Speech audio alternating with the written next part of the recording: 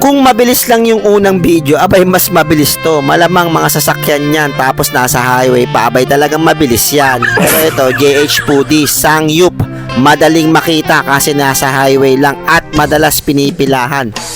Siguro dahil masikip yung loob. Tilipin nga natin.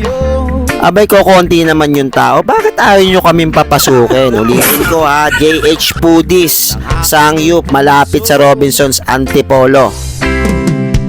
Siyempre, unang bagsak, ilapag nyo lahat yan. Ayan na naman yung anak kong Boy Abangers. At saka to, tignan nyo. O, diba? May topak.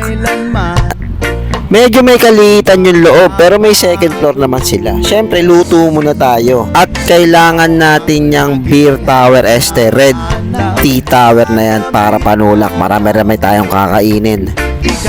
Kita nyo naman yung meat nila. Fresh na fresh. At talagang masarap.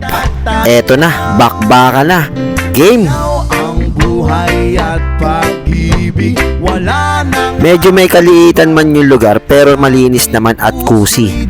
So eto na, desisyon na natin to.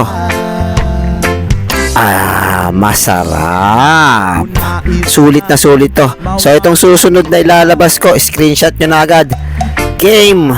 Sandali sa aking pili.